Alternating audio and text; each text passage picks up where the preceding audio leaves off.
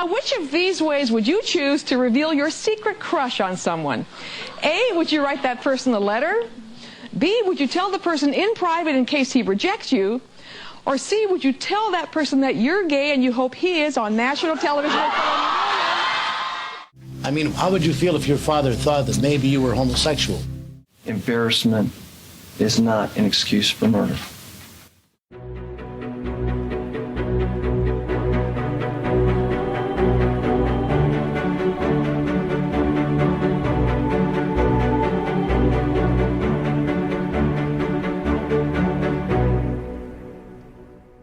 Who's the Daddy? My daughter looks like a stripper, and I married a horse. Just a few examples of the so-called trash TV phenomenon of the 90s. On March 6, 1995, the studio audience sat down at NBC in Chicago, Illinois, to tape an episode of The Jenny Jones Show. Titled Secret Admirers, the episode was to solely focus on same-sex or trans reveals. The episode consisted of 4 men and 2 women revealing their secret crushes. This wasn't the first time Jenny Jones had done secret crush reveals. It was a common theme in the tabloid talk show genre. No topic seemed to be off limits, everything from love triangles to incest, white supremacists to drag queens. The more taboo, titillating, or controversial it was, the better the ratings. Scott Amedure dropped out of high school to join the Army in 1980, when he was 17. In 1982, the Department of Defense issued a directive that homosexuality was incompatible with military service. Even just thinking about engaging in intimate relations with a member of the same sex would label you a homosexual and result in a discharge from the military. So, in 1983, Scott Amedure was discharged from the military and he moved to Michigan. Scott was known as a generous and compassionate person. He even cared for a few friends who were terminally ill with AIDS, taking them in when others rejected them. He had trained in satellite communications in the Army, so when he got out, he worked in telecommunications for a few years before becoming a bartender. Scott was very outgoing and friendly, so night shifts at the bar suited him better than a boring desk job. Working nights allowed him to see all the daytime talk shows like Maury, Ricky Lake, Geraldo, Jerry Springer, and Jenny Jones. Scott had a strong bond with his family. He and his siblings grew up in Michigan and lived nearby. He would often visit them, and he got friendly with the neighbors in his brother's apartment complex. That's where Scott would meet Donna Riley, and they quickly became friends, sometimes going shopping together or grabbing drinks. One day, Donna was having some car issues, so she asked her neighbor Jonathan Schmitz if he could take a look at it. Donna and John were pretty friendly neighbors, and they would go out to bars together or hang out at each other's apartments. Scott was visiting his brother, and he saw Donna's car being worked on, so he walked over to check up on her. Donna introduced Scott to John, and that's where this story begins. Scott told Donna that he found John attractive, and asked her if she thought John might be open to a date. John was 24 and wasn't in a long-term relationship. John had mentioned to Donna that his parents were questioning his sexuality because his relationships with women were what his father described as volatile. But it had to do again with the girls. I want you to know that. Girls. Yes, sir, I know. Okay. Not any guys. Girls, no guys. Not any guys. That's right. Absolutely not, sir. No That's guys. Right. Scott thought maybe John was open to a date. There was only one way to find out, and that was to tell John that he had a crush on him. So when he saw that the Jenny Jones Show wanted people for a secret crush reveal, he answered the call-in. Scott was excited. He was going to be on TV and on the Jenny Jones Show.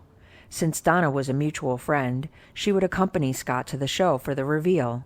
Donna wasn't sure if John was gay, but they were all friends, so she didn't think that there would be any hard feelings if he wasn't. The producers contacted John and told him that Donna wanted to take him on the Jenny Jones Show to reveal a secret crush. The producers insisted that they inform John his secret crush could be a man or woman.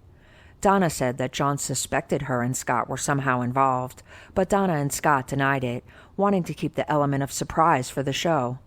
John agreed to be part of the episode, but would later say that it was heavily implied his crush was a woman. Donna and Scott took their seats on the stage, and Jenny Jones began to dig into the story. She questioned Scott about his intimate thoughts in an attempt to get juicy and scandalous replies. It's claimed that Scott was given a couple of cocktails backstage to calm his nerves or loosen him up. Scott's answers were a bit scandalous, but nothing out of the ordinary for the Jenny Jones show. All 6 of the people on the receiving end of the crush reveal were not told who their secret crush was. They were kept separated from the guests who were doing the revealing, and they were wearing headphones so they couldn't hear anything in the studio. John comes out and sees Donna and Scott, and it's revealed that Scott is the one with the crush. John says he is flattered, but that he is definitely heterosexual, I guess you could say. After the taping, the 3 friends all go home on the same flight. At the airport, they found a yellow blinking construction light on the floor. They all thought it was a little weird and humorous to find road construction equipment in an airport, so they picked it up and took it home. They joked that maybe Donna could use it to replace the blinker lights on her car. It was one of those "I guess you had to be there" jokes that friend groups sometimes have. One of Scott's friends would claim that after returning home, the 3 of them went out for drinks and that nothing seemed abnormal. In fact, he said John got very drunk and there was some sort of intimate encounter between John and Scott. On March 9th, 1995, Jonathan came home from work and he found the construction light and a note on his welcome mat.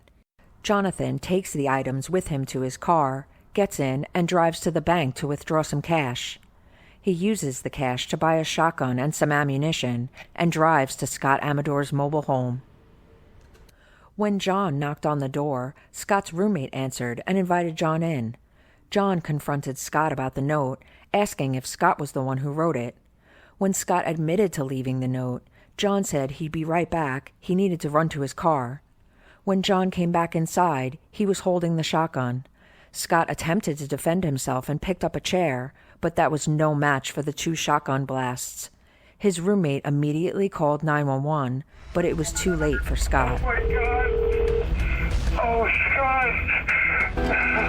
Scott, no, you're okay. Emergency 911. Please get someone here right away. My friend has been shot. Okay, what happened? Someone just came in with a gun and shot him. You don't know who it was? Someone that he knows. Okay, do you know who this person is? Can he give you the description? I only know his name is John. John? Okay. Meanwhile, John left the scene and drove to a nearby gas station, and he made a call to 911 as well. Emergency. Ma'am, I think I just shot a man. Okay, why did you do that?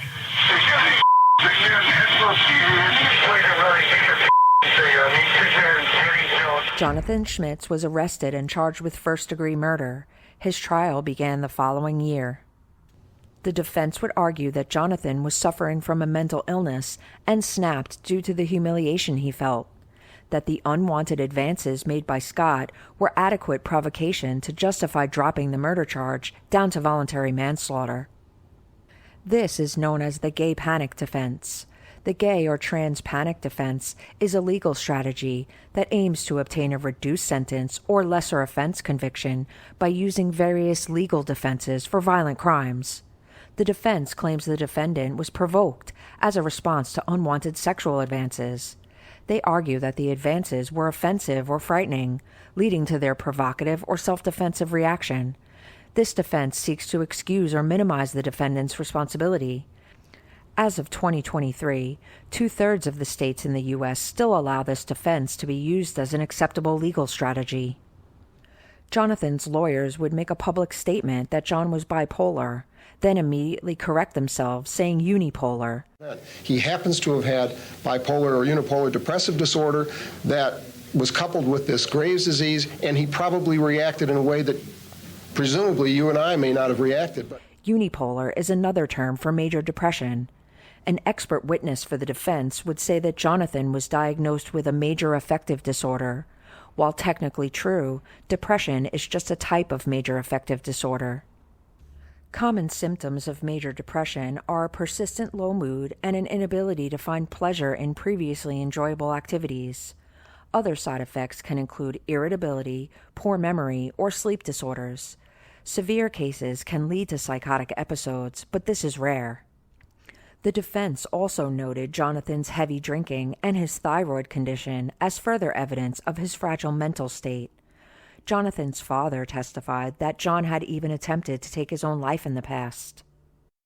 The defense claimed that Jonathan's mental state was exacerbated and triggered by being embarrassed and humiliated publicly, fearing being perceived as gay. John's father would also testify about how angry he was after hearing about the show, so much so that he was shouting slurs and throwing chairs. It began with an F and ended with an S, didn't it? Yes, that's what Gay, I said. Yes. right? And you threw a chair, didn't you? Yes. The prosecution argued that embarrassment or humiliation was not an excuse for killing another person, that spoken and written words are not, on their own, sufficient provocation for an otherwise reasonable person to react violently. Jonathan would be found guilty of second-degree murder and a firearm felony and sentenced to 25 to 50 plus 2 years in prison. In 1999, his conviction was overturned on a technicality regarding jury selection. He remained in prison as there would be a new trial. He was found guilty of second-degree murder for a second time and given an identical sentence. The Amedure family would file a wrongful death suit against Warner Brothers, the parent company of The Jenny Jones Show. In court, the family's lawyer argued that the show's producers exploited people's suffering for profit and that they were practically responsible for the tragedy. He blamed Jenny Jones for failing to get Schmitz's permission for a segment involving explicit sexual fantasies. They even called her to the stand to testify. The entire suit was broadcast on Court TV, whose parent company, ironically, is Warner Brothers. The Amedure family was awarded $25 million in the suit, but before they could collect any settlement, the ruling was overturned in appeals court in 2002. The court determined that the Jenny Jones Show, quote, had no duty to anticipate and prevent the act of murder committed by Schmitz 3 days after leaving the studio and hundreds of miles away. Schmitz gave every appearance of being a normal, well-adjusted adult who consented to being surprised on the show by a secret admirer of unknown sex and identity. Nothing in Schmitz's demeanor or in any of his interactions with the show put defendants on notice that he posed a risk of violence to others. The court said that the case should not have even been presented to the jury at all, because the murder was not foreseeable as a matter of law. This wasn't the only case related to appearances on tabloid TV shows. In 2000, Ms. Nancy Campbell Panitz was beaten to death by her ex-husband on the day that their Springer episode aired. Blake Alvey took his own life a few days after his appearance on the show. In the UK, the Jeremy Kyle show was canceled after Steve Diamond took his own life 1 week after taping. In 2017, after 22 years served, Jonathan Schmitz was released on parole. Scott's brother said that he hopes that Jonathan, quote, is a changed man, is no longer homophobic, and has gotten psychological care. While these daytime talk shows are no longer on the air, trash TV lives on in other forms. Before his death, Jerry Springer even said he regrets the impact his show had on TV and on society. But when it comes to the death of Scott Amedure, who shoulders the blame? Was it Jonathan who pulled the trigger? Was it trash TV for exploiting people for profits? Or was it us for watching? Till next time, take care of yourself and each other.